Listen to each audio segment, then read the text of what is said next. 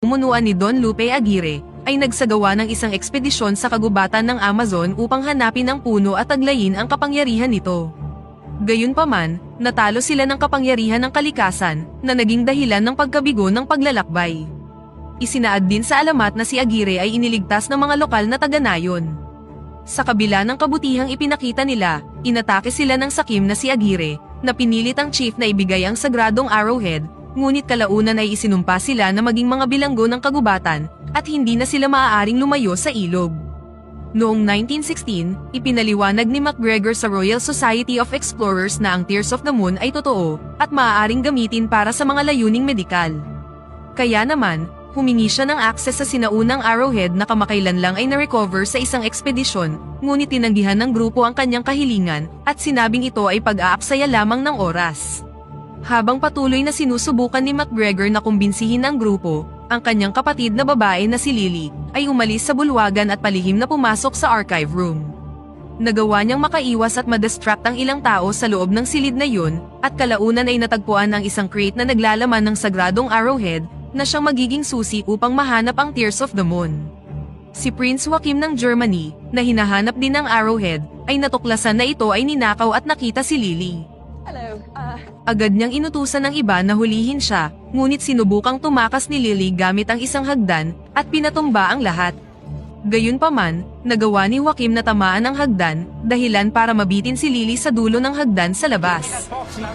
Sa kabutihang palad, nakita siya ni MacGregor at pinahinto ang isang bus, na hinayaan si Lily na makapunta sa ibaba at pareho silang nakatakas kasama ang arrowhead. Sa kabilang banda, isang empleyado ang hindi sinasadyang naibunyag ang tunay na pagkakakilanlan ni Joachim sa iba, kaya nagalit ito at sinimulang idispatsa ang lahat ng nasa silid. Samantala, inihanda ni Lily at MacGregor ang kanilang mga sarili para pumunta sa Amazon upang hanapin ang Tears of the Moon. Lumipat ang eksena sa South America, kung saan ang isang skipper na nagngangalang Frank, ay makikitang binibigyan ng tour ang isang grupo ng mayayamang tao sa Amazon River sakay ng kanyang lumang bangka. Nag-set up siya ng ilang mga tricks para aliwin ang mga pasahero, ngunit mukhang hindi sila interesado doon dahil natatakot sila sa tuwing nagsasagawa siya ng mga tricks. Nagbigay din siya ng mga baduy na jokes, na mas lalong ikinadismaya ng mga pasahero. Dahil dito, ang isa sa mga pasahero ay handang magbayad sa kanya ng malaking halaga para lang matapos na ang kanilang tour. Sa sumunod na eksena, dumating na sina Lily at MacGregor sa South America para hanapin si Nilo, ang harbor master na magbibigay sa kanila ng bangka para sa ekspedisyon. Lumalabas na si Frank ay may utang kay Nilo, at nagpasya siyang kunin ang makina ng bangka ni Frank hanggang sa mabayaran niya ang utang. Gayunpaman, palihim siyang sinundan ni Frank at pumasok sa kanyang opisina upang kunin ang susi para sa kanyang makina. Samantala, habang naglilibot si MacGregor sa bar, dumating si Lily sa opisina ni Nilo at nakilala si Frank, na nagpanggap na si Nilo. Tinulungan niya si Frank na makuha ang susi ng bangka, at kahit papaano'y nakumbinsi siya ni Frank na kunin siya para sa ekspedisyon papunta sa sagradong puno. Muntik na silang magkasundo, hanggang sa magpakita si MacGregor kasama ang tunay na Nilo. Nawalan ng tiwala si Lily kay Frank, at nang aalis na siya, biglang lumitaw ang isang mabangis na jaguar at nagsimulang takutin ang mga tao sa bar. Nagpasya si Frank na labanan ng jaguar at nagawang palabasin ang hayop gamit ang isang piraso ng karne. Ang aksyong ito ay nakumbinsi sina Lily at MacGregor na kunin siya para sa ekspedisyon. Nang mabawi ni Frank ang kanyang makina, dito nabunyag na ang jaguar na nagngangalang Proxima, ay talagang alaga ni Frank at sadyang inutusan ang hayop na gumawa ng eksena sa bar. Habang nagdedebate sina Frank at MacGregor tungkol sa napakaraming bagahe, si Lily naman ay dinukot ng mga animal poacher na inupahan ni Joachim. Sa kabutihang palad, siya ay isang propesyonal na lockpicker at nagawang palayain ang sarili mula sa hawla. Kalaunan, dumating si Frank upang tulungan siya, at tumakbo sila patungo sa bangka habang hinahabol ng ilang mga tauhan ni Joachim. You booked a river cruise and you can't swim? Pagkatapos ng mahaba at nakakapagod na habulan, sina Lily, Frank at MacGregor ay nag-regroup sa bangka, at sinimulan na ang paglalakbay patungo sa puno. Nang sa tingin ni Lily ay nakatakas na sila sa mga humahabol, biglang nagpakita si Joachim sakay ng kanyang submarine, at nagsimulang magpaputok sa kanila gamit ang isang machine gun, dahilan upang mawalan ng power ang bangka, at napilitan si Frank na mano-mano itong paandarin. Naglunsad si Joaquim ng torpedo sa kanila, ngunit nagawang may drive ni Frank ang bangka sa isang lumang gusali, habang ang torpedo naman ay dumaan sa ilalim nila. Sa huli, matagumpay silang nakatakas kay Joaquim, habang ang submarine naman ay na-stock at tumama sa iba pang mga bangka ni Nilo. Sa kanilang paglalakbay, sinubukan ni Frank na mapalapit sa magkapatid gamit ang kanyang mga badoy na joke. Inintroduce ni Lily kay Frank ang isang moving picture camera na tila ngayon niya lang nakita. Hindi nagtagal, nagpasya silang huminto para magpahinga, habang si Frank naman ay hinainan sila ng bagong pritong piranha para sa hapunan. Kalaunan ng gabing yun, nalaman ni Lily at McGregor na si Proxima ay talagang alaga ni Frank. Ang katotohanan ito ay labis na ikinagalit ni Lily, at muli siyang nawalan ng tiwala sa kanya. Sa kabilang banda, si Joaquim at ang kanyang mga tauhan ay nagtungo sa isang kuweba sa ilalim ng lupa, kung saan nakakulong si Aguirre at ang kanyang mga tauhan. Naglagay si Joaquim ng river water sa statwa na siyang gumising kay Aguirre, na kasalukuyang nagtataglay ng mga ahas sa loob ng kanyang katawan. Pumayag siyang tulungan ng mga German na hanapin ang Tears of the Moon dahil ito lang ang tanging paraan para masira ang sumpa. Gamit ang isang detonator, pinuno ni Joaquim ang kuweba ng river water upang muling gisingin ang mga natitirang mananakop. Kinabukasan, salamat sa rutang pinili ni Lily, natagpuan nila ang kanilang mga sarili sa maalong parte ng ilog, at muntik na silang mahulog sa isang malaking talon. Sa kabutihang palad, si Frank ay isang mahusay na driver ng bangka at nagawang dalhin sila sa kaligtasan. Pagkatapos ay huminto sila sa lupa at nagpas siyang saglit na magpahinga.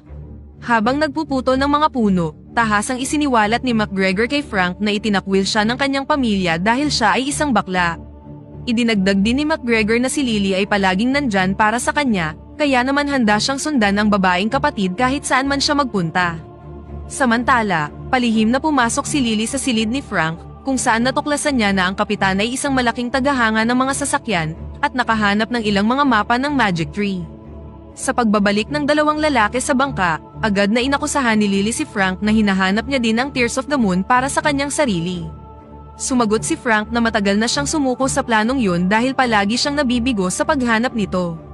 Makalipas ang ilang sandali, pinatumba silang tatlo ng mga darts. Lumalabas na hinuli sila ng mga local tribe at dinala sa kanilang kampo.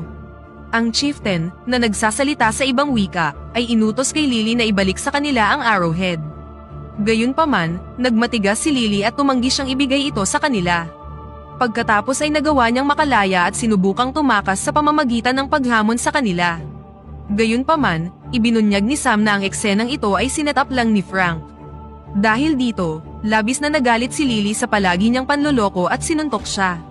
Kalaunan, kinausap ni Lily si Sam na tumulong sa kanya na isalin ang nakasulat sa arrowhead. Ipinaalam sa kanya ni Sam ang eksaktong lokasyon ng puno at ipinaliwanag na ang puno ay namumulaklak lamang sa ilalim ng blood moon na mangyayari sa loob ng 2 araw. Nang hindi inaasahan, si Aguirre at ang kanyang mga tauhan, na may mga nakapandidiring itsura, ay biglang nagpakita sa tribo at nagsimulang umatake sa mga tao. Sa panahong yun, tila kilala ni na Frank at Aguirre ang isa't isa. Pagkatapos ay tinangka ni na Frank at Lily na tumakas gamit ang isang lubid, ngunit nabigo sila. Matapos ang isang mahigpit na labanan, nagawang makuha ng mga Espanyol ang arrowhead, ngunit kinuha ito ni Frank at ibinalik ito kay Lily, habang siya naman ay nasaksak ni Aguirre at nahulog sa tubig. Samantala, nagawang makatakas ni Lily at sinabihan siya ni Sam na lumayo sa ilog. Dahil dito, napilitang umatras ang mga mananakop dahil pinigilan sila ng sumpa na lumayo sa ilog. Dahil hindi na sila maaaring lumayo pa, nagpadala sila ng mensahe kay Joaquim sa pamamagitan ng paggamit ng mga bubuyog. Kinabukasan, nabigla si Lily nang malaman niyang buhay si Frank, na meron pa ring nakasaksak na punyal sa kanyang dibdib. Dito na ibinunyag ni Frank na ang kanyang tunay na pangalan ay Francisco, at siya ay halos 400 taong gulang na. Pagkatapos nito ay tinulungan siya ni Lily na ilabas ang patalim sa kanyang dibdib. Sa sumunod na eksena, pinagpatuloy ni na Frank at Lily ang kanilang paglalakbay, habang si McGregor naman ay nanatili kasama si Sam dahil siya ay may injury. Habang naglalakbay, ibinahagi ni Frank ang kanyang nakaraang kwento kay Lily. Siya at si Aguirre ay lumaki ng magkasama na para ng magkapatid. At some point, nagkasakit ang anak na babae ni Aguirre, kaya hinanap niya ang Tears of the Moon upang gamutin ang anak, habang si Frank naman ang naatasan bilang tagaguhit ng mapa. Gayunpaman, natalo sila ng kalikasan at namatay ang karamihan sa kanilang mga kasamahan. Kalaunan ay natagpuan sila ng mga taga-nayon na ginamit ang petals ng puno upang pagalingin sila. Gayunpaman, nainip si Aguirre sa paghihintay at pinilit ang pinuno na ibigay sa kanya ang arrowhead. Tumanggi ang pinuno dahil hindi siya karapat-dapat, kaya pinatay siya ng Espanyol. Dahil labag ito sa kanyang konsensya, tinulungan ni Frank ang anak na babae ng chief upang masecure ang arrowhead. Bago namatay ang chieftain, isinumpa niya si Aguirre at ang kanyang mga tauhan na maging bilanggo ng kagubatan at hindi na makaalis. Sa ginawang pagtataksil ng kasamahan, labis na kinasusuklaman ni Don Aguirre si Frank. Mula noon, paulit-ulit na silang naglalaban, hanggang sa gumawa si Frank ng isang bitag upang akitin si Aguirre at ang kanyang mga tauhan sa isang yungib na malayo sa ilog, na pinanatili silang nakakulong doon sa loob ng maraming siglo. Pagkatapos nito, nagtayo si Frank ng isang bayan at naging close sa mga kalapit na taga-nayon. Ibinunyag din ni Frank na hinahanap niya ang Tears of the Moon dahil pagod na siya at gusto niya lang mamatay ng mapayapa. Samantala sa submarine ni Joaquim, ipinaalam ng mga bubuyog ang lokasyon ni Lily at agad niyang inutusan ang kanyang mga tauhan na magpalit ng landas. Could you ask the bee for coordinates? Sa sumunod na eksena, ang submarine ay nagawang maabot ang sinasabing lokasyon at nahanap sina Sam at MacGregor. Isinama ni Joaquim ang kapatid ni Lily, habang si Sam naman ay nagawang makatakas.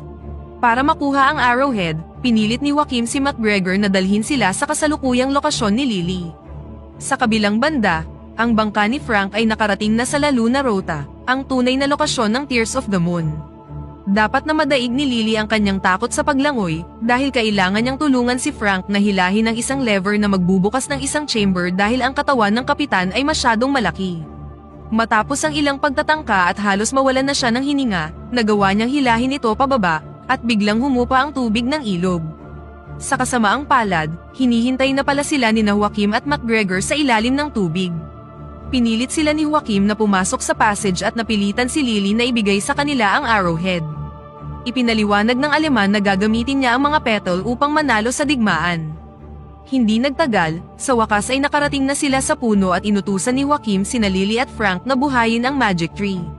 Sa mga oras na yun, napagtanto nila na ang arrowhead ay sinadya upang maging isang puso at kalaunan ay nadiskubre ang isang pulang hiyas na nakatago dito.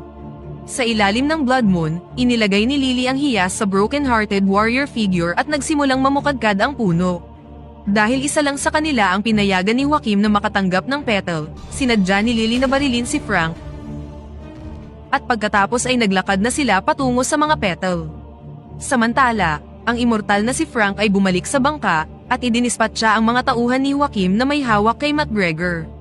Sa parehong oras na yun, nagawang maisahan ni Lily si Joaquim at mag-isang tumakbo patungo sa mga petal bago pa maubos ang oras. Sa huli, nagawa niyang makuha ang isang petal at ibinigay ito kay Frank. Nang hindi inaasahan, biglang sumali sa kaguluhan ang mga Espanyol at agad na inatake ni Don Aguirre si Joaquim gamit ang mga ahas dahil sa pagtataksil niya sa kanya. Sa paniniwalang hawak ni Lily ang petal, hinabol siya ng mga halimaw na Espanyol, at para naman makuha ang kanilang atensyon, ipinakita ni Frank na nasa kanya ito. Pasikretong ibinigay ni Frank ang petal kay MacGregor, at pagkatapos ay mag-isang nakipaglaban kay Don Aguirre at sa kanyang mga tauhan sa bangka. Para talunin sila, sinadya ni Frank na idirekta ang bangka patungo sa isang pader upang harangan ang pagpasok ng tubig sa kuweba. Samantala, biglang nagpakita ang isang wild na Joaquim, ngunit sa pagkakataong ito ay sinuntok siya ni MacGregor sa mukha, na naging dahilan ng kanyang pagkamatay nang mahulugan siya ng isang haligi. Not exactly what I intended. Sa parehong oras na yun, bumangga na ang bangka sa pader, na nagpatigil sa pag-agos ng tubig sa kuweba, at tuluyan ng ikinulong ng kagubatan si Aguirre, ang kanyang mga tauhan, at pati na rin ang ating bidang si Frank. Bilang pasasalamat sa pagligtas sa kanyang buhay, nagpa siya si Lily na ibigay ang petal kay Frank. Noong una, mukhang hindi ito gumana, ngunit umungol si Proxima nang makita niyang gumuho ang batong nakapalibot kay Frank. Muling nabuhay si Frank, ngunit sa pagkakataong ito ay hindi na siya isang immortal. Agad na tumakbo si Lily papunta sa kanya at niyakap ang palabirong kapitan. Bago umalis, nakita nilang namukadkad ang isa pang petal at kinuha ito. Sa huli, ligtas na nakarating ang tatlo sa daungan, ibinigay na ang sira-sirang bangka kay Nilo, at pagkatapos ay bumalik na sila sa London. Sa huling eksena, tinanggihan ni MacGregor ang imbitasyon ng Royal Society na maging kanilang miyembro, Habang si Lily naman ay binilhan si Frank ng kanyang matagal nang ninanais na sasakyan, at dito na nagtatapos ang pelikula.